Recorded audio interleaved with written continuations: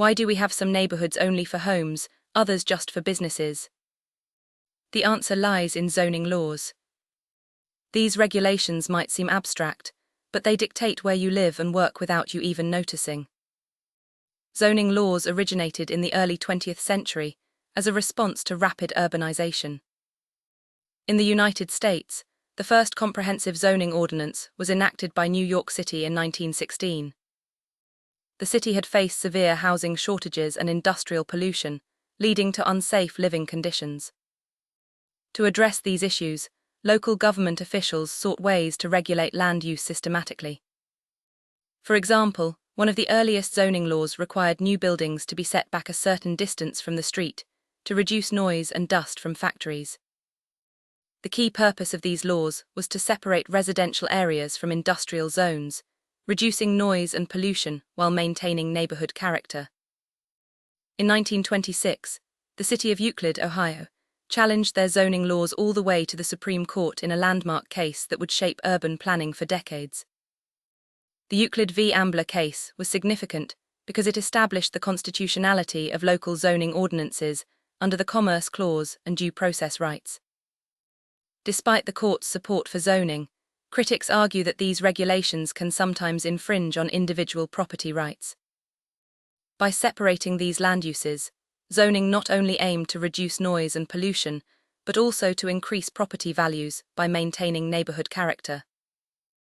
For example, in Manhattan's East Village, there are strict rules about how tall buildings can be constructed, which affects both aesthetics and economic development. In contrast, areas like the Lower East Side have more relaxed zoning laws, allowing for a mix of uses that fosters a vibrant community. This difference is stark. In Manhattan's Upper West Side, where zoning regulations are stringent, property values are among the highest in the city due to limited building heights and strict aesthetic controls. Zoning has had profound impacts on city structure. It creates distinct neighborhoods tailored to specific functions. For instance, in many cities, there are clearly defined industrial zones, commercial districts, and residential enclaves. These boundaries often correlate with property values. In gentrified areas like Brooklyn's Williamsburg, strict zoning laws have been relaxed over the years to allow for more commercial development. This has led to increased property values and displacement of long-term residents, as landlords can now charge higher rents due to the enhanced market value of their properties. The influence of zoning on property values is significant. In San Francisco, there has been a push for more mixed-use developments where residential and commercial spaces coexist. Mixed-use zones are seen as a way to reduce urban sprawl and promote walkability by integrating housing with retail and office space.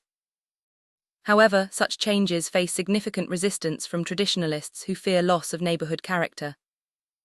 For example, in the Mission District, residents have fought against proposed zoning changes that would allow for more commercial development, arguing that it could dilute the area's cultural identity. Modern challenges to traditional zoning highlight the need for reform. Critics argue that these regulations limit flexibility and creativity, hindering economic growth and environmental sustainability. In cities like Los Angeles, there has been a push for greater density in certain areas through upzoning, which allows for taller buildings and more units per acre. This approach is seen as a way to address housing shortages while maintaining quality of life.